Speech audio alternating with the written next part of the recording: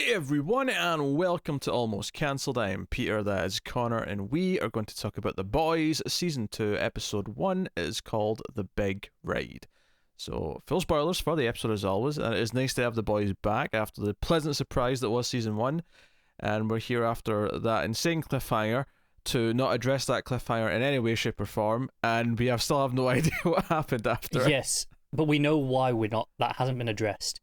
Because this was announced at the Boys panel that they did a couple of months ago. They did shoot all this footage. They're releasing it as like a separate episode mini thing, like a little mini movie. I think somewhere in the next couple of weeks. Sure, okay. So we're going to have a second episode 1 week, here's what you're saying. I think so, yeah. Okay. I don't know how long it's going to be, but basically they decided that it wasn't working for the pacing at the start of the season. So just put it as it'll be like a flashback, basically. Okay. A little bit weird, but alright. Especially since my takeaway at the end of this episode is that they're playing with the mystery of what happened, but if they're just going to shove out a thing I mean, separately, it might be by the time we get to it, some of the mystery has been revealed, so it's less about the mystique anymore. Yeah, it's a bit odd. I don't know how I feel about that, necessarily. I mean, if nothing else, at least do that first. Like, have it be like a prologue, like special or something. I don't know. I can see that, yeah. But as is, characters are back. The gang's on the run. They're all hiding in the seedy drug den at the back of a store. Minus Butcher. Minus Butcher, who's missing for most of the episode, and I felt his absence. We do get a knockoff reenactment that plays on some of the TVs with some guy trying to do his accent, which was amusing. But Annie is working with Huey, even though they're not supposed to be talking to each other, and try to get some more compound V so they can take things down. And Huey's arc for the episode is very much kind of going from wanting to see Annie as much as he can to really getting a bit of a wake-up call and realising that he's putting her in danger, which leads to a kind of a heart-sinking moment where she sort of asks him not to lie to her, because he's trying to essentially just make up excuses as to why they should maybe slow down a little bit, and he lies anyway, and it kind of is upsetting, and it's like, hey, don't Huey, come on. He goes through some shit in this episode, and like I say, he wakes up by the end and is like, oh, this has consequences. Well, yeah, he sees a woman's head explode. Yes. Notably, not just any woman either, just the deputy director of the CIA. Yeah, CIA lady who was a recurring character last season, which gave it a little bit more impact than it otherwise would have had. Like, it wasn't just a randomer. Yeah, I mean the visual obviously was quite violent, but I think it being someone we actually did have some experience with gave it a little bit more bite. And the fact that all four of them all freak out and immediately run as fast as they can. But they do speculate that this is less to do with a super targeting them and more to do with her saying too much about things. And I'd have to suspect that some sort of Suicide Squad-esque explosive device. It felt like a voice-activated bomb. Like if it hears, her say these words, it explodes. It's very much what it sounded like or looked like. Yeah, very interesting. And I guess the reason why the mystery of what happened after the cliffhanger is kind of lingering for me is because, well, Billy shows up at the end as if Frenchie's called him, as if he was always contactable. And it's like, well, okay, so he wasn't like off the grid in a way that was mysterious then to everyone else. He was just missing. And he comes in like as if like he's going to help or achieve anything. Like, wow, at this point, I'm failing to see exactly. Don't get me wrong, I like his interest at the end. I like his confidence. Yes. But I fail to see at this point how he's actually any more of a hope than anything else. I think it's less about what he can actually do and more just he was the leader, right? He was always the one who came up with a plan, who had the confidence and inspired them, brought them all together literally for the that was the first half of the first season.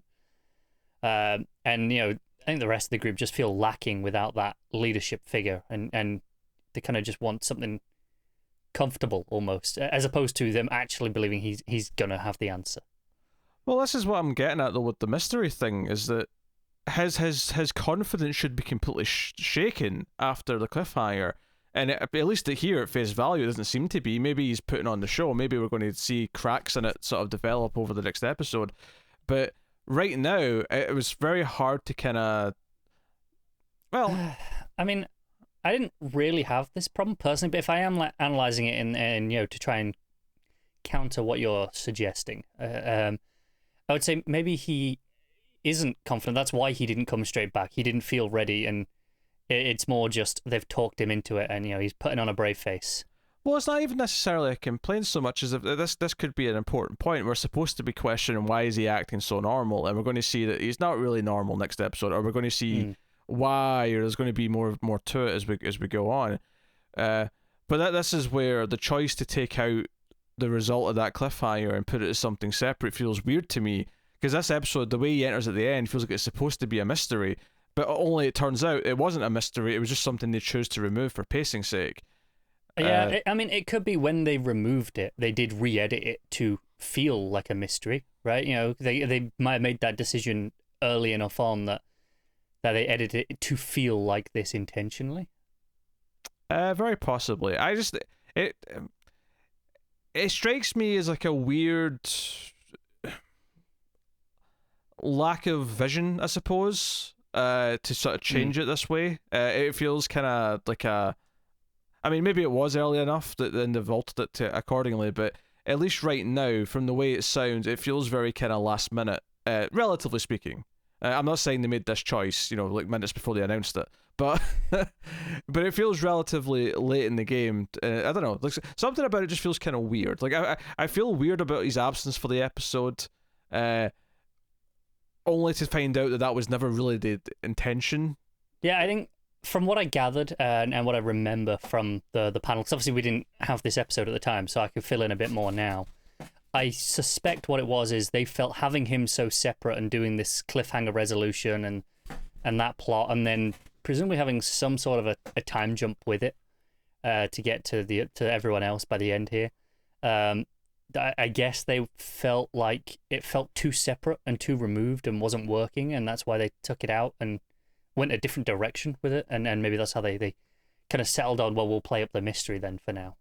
Honestly, I had forgotten they'd announced any of this, and if you hadn't told me this right now, I would have said the next episode has to start with what happened after the flashback. That'd be where you put it. You put it to explain. Yeah. You have his entrance here at the end of episode 1, and then you start episode 2 with the actual direct aftermath, and then it flashes, cuts back to present day. After the... I could see why you do that. I think they said it would be between episodes 3 and 4, so I'm assuming it's coming out next week or sometime in the week. We'll have to check and look into it. Yeah, if you're not aware of this, everyone, they put out the first 3 episodes right now, and we're obviously going to cover those over the next week, and then it's going to be 1 per week after that. So it's different from season 1. They're going weekly after the first 3, which is interesting. Yeah. So that is interesting choices made with that stuff. I'm not necessarily sure the right choices were made. Not in like a super serious way. I don't think it's a big deal. It won't be a big deal that much going forward, I don't think. But it does make this first episode oddly kind of lacking in some ways. Okay. I wonder if it's because I went into this episode remembering this knowledge that announced this, that maybe I didn't feel it was lacking, because in my head I was always like, okay, I know where this is coming, so I wasn't wondering about it as much, perhaps. I don't think that's a good excuse, though. I'm not saying it is a good excuse. I'm just wondering if that's why I've had a different experience to you. Very possibly. But I was feeling his absence, which was fine because I thought it was like a mystery. But then when he comes in at the end, like I didn't feel negative about this until you told me this extra thing and this. I like it less now that you've told me that this was like changed after the fact, and like as it was, I was like, oh, mystery. Oh, we'll find out what happened next week, and they were keeping that bubbling. And now I'm just kind of like, oh, okay, all right. I'm willing to give them the benefit of the doubt for now and see how it plays out. I feel like the first season in particular was so good that they've earned a bit of trust for me to give them a shot on this. The first scene was very good. But honestly, when he walked in at the end, I was kind of like, yeah, I was missing him this episode. Like, where was he? So I'm not so sure. Yeah, I don't know. I think this episode's not bad by any means. I did like catching up with the characters. It did feel a little bit kind of going in circles. I felt like the main characters kept coming back to the same base, and it felt like they weren't moving forward. Which, again, I suspect is actually quite intentional, because that's ultimately why they get Cole Butcher back in, because they're not doing anything. They're not going anywhere. They're just kind of stuck. They can't go back to their families. They can't do anything. They're not ready to. They don't know how to fight. And ultimately, I think that's the intention, is that they kind of feel like they're in just this one place, and that's the idea, is that Butcher will get them out of that. Yeah, you can make that point though without it just feeling that way. Yeah, fair enough. Yeah, I don't think feeling that sense of repetition is necessarily how you get that point across. You can do it in a more engaging way, I think. I mean, I guess for me, I was still, every time they did try something, I was quite engaged. So the fact that it kept coming back to the same, we're back to square one, I didn't really find it that repetitious in a bad way necessarily. I think it was just a little bit drawn out. I think it's just a little bit drawn out for this first episode, because the episode's over an hour long. It's like an hour, it's 3 like an hour minutes. and 2 or 3. Yeah, it's slight. I think the others that are coming up are like 58, 59, so it's barely longer. Yeah. But I did feel it a little bit. I felt it a little bit in this episode, and I think it was maybe just being a little bit slow making some of its points, which is a shame, because I felt like some of the points were quite good. I liked Huey wanting to do something about this super villain who's been smuggled into the country. One of the main plot points is that the people French is kind of like seeking refuge with aren't just smuggling weapons and other stuff, they're smuggling people. And we get the security footage of the docks of the ship being picked up with telekinesis and slamming down, and that's one of the guys was injured, and that's how they sort of ended up here. And that's what inspires him to, we have to do something about this. No one else is going to do something about it. We have to do something about this. And he's kind of making this stance of being, hey, maybe I'm not good at anything in particular yet, but maybe I could be special. Compares himself to John Connor, perhaps, which is a bold. What was the three? It was Harry Potter, John Connor, and Katniss from. That was it, because he couldn't remember her name. Yeah. And I liked this moment. I liked him kind of making this speech, and everyone else being cynical and jaded and being like scared because of how dangerous everything is, and him being very idealistic. And obviously we have this big dramatic point where he then is scared out of being idealistic because of the head explosion, which is, again, absolutely fair point to make, and something to kind of start us off here with the season. But I think it's suffering a little bit from season 2 syndrome here, where this episode, it feels like it's too busy dealing with the fallout of season 1 without really having any big dramatic things to say about what it's doing for season 2 yet. That's fair, yeah. It feels like it's lingering a lot on, like I say, Huey, Annie. Like, I was into some of the small moments with them. I was into, the legs touching, but then when he sort of starts getting a little bit jealous and he's questioning, she crushes her leg, so the leg moves away, and even though it's a subtle little thing, they're both aware of it, so that's an intentional move, and he intentionally, he notices it. Right? All that stuff's great, but then it kind of plays a similar beat at the end where he just kind of lies again. And again, that was kind of a repetition moment for me, where I was like, okay, all right. Yeah, no, that one I agree with.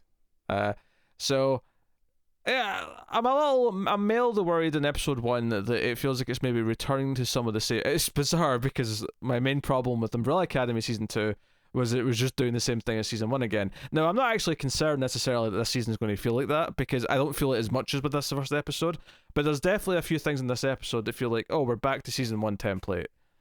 It's interesting, because I didn't feel this as strongly. For me, it felt more a continuation of the season 1 ideas, but less. In Umbrella Academy, we felt like it was just doing the same thing, right? It was like I say, the template. This felt for me more like just a continuation, but it didn't bring anything new for season 2. I agree, but I didn't feel like we were redoing all the same beats either. Well, no, that's what I'm saying. I'm saying it didn't feel as strongly like that to me as Umbrella Academy episode 1 did, but I'm saying that there's definitely some small moments. There's definitely some things where I felt some repetition, not just in the episode itself, but just in kind of like similar beats and ideas from season 1. And I'm not necessarily concerned about the season based on this first episode, because it is just episode 1, and I almost think like having Butcher away for all the episode and having him show up at the end, I think is a fine idea. In fact, on paper, I think it's a good idea to let them all freak out and tell a story without him. I just don't actually think they actually had a good enough story to tell without him. So as a result, I kind of felt the I'm waiting. I'm just kind of waiting for him to show up now. Fair enough. So we can kick into high gear. I didn't really feel that personally. I think I had a bit more fun with this episode than you did, by the sounds of it. Yeah, you probably did. For the boys' standard, I think this was pretty mediocre. Now, I don't think it was a bad episode of TV necessarily, but this was missing some of the spark from season 1. I felt, I don't want to say killing time necessarily, but I did kind of feel like it was a while before anything. The first scene that kind of felt like it was really the boys again was when what's her name, the new woman who's taken Thingy's job, Ashley, yeah, and she's like, hey, I've got this new member, and we get like a Daredevil-esque character in the training room who's blind, and Homelander's playing along. He's like, oh, this is great for diversity, yeah. Oh, but just one thing though, what happens if someone does this? And he just sort of basically slaps his ears with super strength, and the guy just falls to the ground. He's bleeding from the ears. He's screaming in pain. And he just starts yelling about how he's a cripple, and about how you think I'd ever let an effing cripple onto my team. How dare you think this? And he just starts yelling. I did like that even, Ashley's motivations, it was still in line with what we expect from Vought, right? It's not like she's any better than anyone else. Oh, it was super cynical. It was a super cynical marketing move. It was the diversity will play well with the young crowd. And, what we really need is, I think it was a woman or an ethnic, it was her phrase, to replace the deep. Ideally someone who's both. Yes. If we're really lucky, we'll get an ethnic woman, and that will be a hit. No, because the stuff I like that scene a lot because it was darkly funny, but it was darkly funny in a way that was making a really good point in the satire, right? And then I loved everything with Starlight, where she keeps seeing like the like super exploitative like advertising with her, where she's there's like one where she's walking past this video billboard in the street, and she's literally lying down in the big high heels, sort of like like a porn pose almost, and then she's advertising like makeup or something in another ad when she's in the car. Even just the start with the funeral. No, to be fair, I did laugh at the empty coffin, the clear coffin with nothing in it for translucent. That was funny. That was witty. But it was missing kind of a drive, I think, where it's one of the things that I appreciated so much about season 1 is that every single episode, it always felt like things had momentum and things were moving forward, and this was notably absent here. Because one of the things, and it was the thing that in season 1 that I really appreciated, because we've tried so many different streaming shows, mostly from Netflix, but some from Amazon, where they kind of feel like they just take their time a lot, and there's a lot you can feel this kind of lingering kind of pacing to it. There's no drive to it, and I really love season 1 of The Boys because it had that on top of all the other qualities that make it The Boys. And this episode, I think, well, not bad, was missing that spark. That's fair. I wonder if, and this isn't to defend it, this is just an interesting question that I've just thought about in the way that it's structured. If when there's 3 seasons of this show and it's finished, hypothetically, and you're rewatching it, if you view it as more an epilogue to season 1, as rather instead of the start of season 2, do you think it plays better that way? Depends if episode 2 feels more like a start of season 2. That's true. But in the way that a lot of the beats in this, that it does kind of feel like we're wrapping up things from season 1. Not wrapping up necessarily, but like you say, kind of dealing with a lot of those that fallout. If episode 2 kind of comes in and introduces a lot of the new elements, I wonder if in the long run, in hindsight, when you watch the show as an entire thing, I guess it's not like Umbrella Academy where it was repeating the entire structure of the season, the ideas of the season. It's more, but this is more of a typical thing where at least right now I'm a little concerned that it's got a little bit of that reverting to status quo. Whereas the ending of season 1 really felt like it shouldn't have been reverted. Starlight stood up to A-Train, and A-Train is in the hospital. We see that in the episode, but we also had everything with Homelander, the cliffhanger. It felt like so many things were about to shift into some sort of new phase, and it feels like with this episode, Huey and Annie are kind of back to kind of a weird territory. Billy, I like her being a bit more actively undercover though.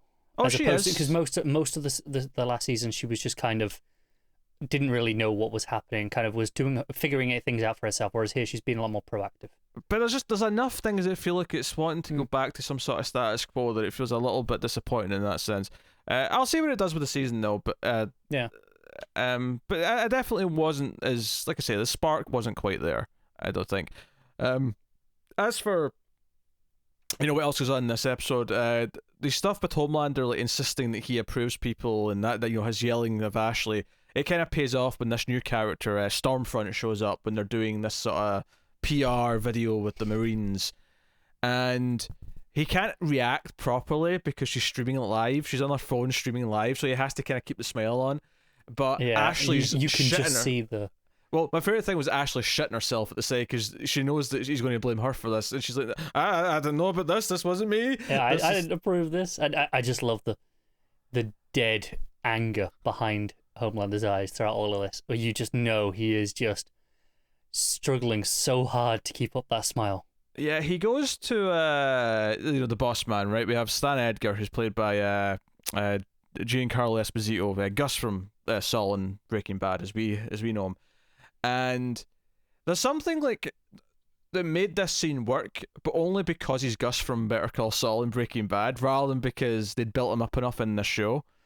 There was something about Homelander walking into a room to basically play the I'm in charge card, and if it was any other actor, it might not have worked. But the actual sort of like standoff between them, where Gus kind of holds, sorry, I say Gus, Edgar holds his own and kind of talks him down. Now, don't get me wrong, part of me was thinking in the back of my head, but Homelander, you could literally just blast him with your heat vision at any point now.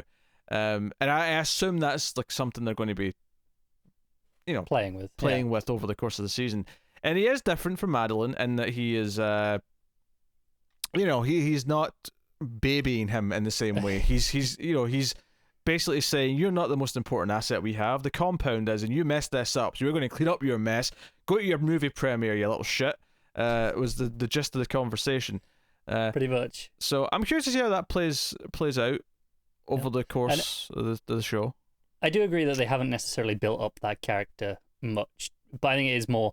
I don't know if it's just having the history with the actor that we know from other roles that he can do this, or if it is just his performance in the scene that sells it enough. It's one of those things that's impossible to separate. The only way to really know would be find someone who hasn't seen Breaking Bad and see what they thought of this scene, really. Yeah. Everything in the show tells me that Homelander shouldn't be taking any of this shit, but because it's Gus from those shows, I'm kind of like, yeah, I buy that he can talk him down. I buy that he can get the upper hand in the conversation. But I don't know if we knew last season that the inventor, Vought, invented the compound. He was actually doing experiments for Nazis at first, and then got a pardon when he jumped ship. I don't think so. It's one of those things though that's not surprising. Because obviously that was it's a very real thing that happened with a lot of scientists. No, it fits everything. It fits everything we've ever heard. It's just I don't know if we knew that specifically though last season. So I thought that was interesting. I'm not sure we did.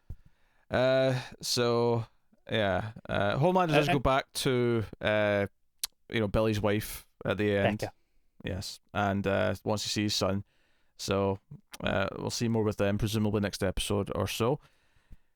We do have some interesting stuff with Homelander as well, with him trying to get the control over the Seven. It's not just down to the membership; it's down to the marketing as well.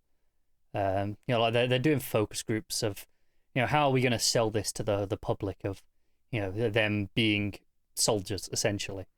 I mean, they're already doing it anyway. We open with Black Noir on a mission, which was a lot of fun to watch. But it's Homelander's like he's making these decisions because they keep calling them super terrorists. And he's like, nope, gotta call them super villains. It'll play better. And in the focus group, it does play better. And he's like, see, told you. And then in the focus group again, they all think that Save the World sounds better than Save America. And he's like, no, we're going with America. And he kind of puts his foot down and goes against the group in this case. And just again, is this this desire for control that he's got is even if he's not picking the membership, if he hasn't got that say, he needs this now. There's just something he needs to have. I think it's interesting with his character, just how petty he is. Yeah. So we'll see how that plays out. We had stuff with the Deep, where their Green Arrow knockoff and this woman tried to give him an intervention because he ends up in a jail cell again. He gets very, very drunk. Yeah, so but it looks like he's about to be inducted into a cult. That was the gist I was getting from the end of that.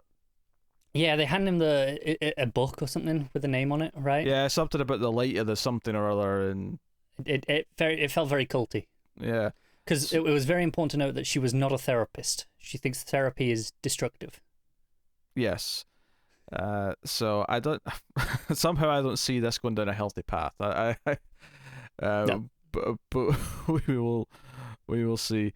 And yeah, Starlight does, of course, track down someone she actually kind of knows from her Bible camp days, who works in the building, and essentially records a video of him. He's basically acting as kind of a prostitute, but not for sex. He is letting people, because he's got this superpower to regrow his limbs or any part of his body, so people pay him to get the satisfaction of cutting off or I imagine a variety of physical violence that maybe they want to experience without the guilt of actually ending someone's hurting someone. Yeah. I mean, it looks like he is in pain. Don't get me wrong; it does hurt. He's obviously used to it and handles it pretty well, but he pulls a few faces. Yes, and she films this guy like enthusiastically chopping off his arm, and then the guy is very excited about the prospect of paying much more to cut off his dick, which is kind of the end of the scene. But she uses this, and she's going to get the compound V. Stuff playing forward like that. And that was the major plot beats, more or less. I think, the campaigning stuff or the advertising stuff. I've always been into that in this show, and I'm into seeing what they do with more of that. It is kind of interesting though that the Seven are very depleted in the sense that, it is just kind of Homelander, Maeve and Starlight at this point. There's like A-Train's in a coma. Yeah. Translucent's dead. I guess he's replaced with Stormfront, so I guess she's there now too. The Deep's off on sabbatical. He's very upset, by the way, because they keep cutting him out of photos and on the TV. He's like, that's my shoulder. So he's upset about that. Yeah. I guess Black Noir. He's always been kind of the silent one that we don't see much of. He has, and he's off doing the actual army missions right now. Yes. So, yeah. So Starlight's kind of like getting a fair share of the screen time right now. She's at these events. She's singing at the funerals. She's doing all these things. That was it. You had the bit after that. Where the reporter kind of comes up to them. It almost felt like they were playing up like a will they, won't they, be a couple sort of thing to the public perception. Not to us, obviously. But, it felt like, she was leaning in, occasionally they'd hold hands. And it felt like that was part of Vort's marketing campaign of, will there be a relationship between these two? It's like they're intentionally playing that. Yeah, and I don't know, maybe I'm picking up too much, but that's kind of what it felt like to me. No, I saw that. I kind of like the cutting between the scenes of Huey and Annie getting ready, because it's sort of like just by them both getting ready at the same time, it told us they were about to see each other. It was a very smart thing in the editing and the filmmaking there. I don't want to sound too harsh in this episode. I don't think it was a bad episode, but I do think it's maybe the weakest episode that the show's had. So take that for what you will.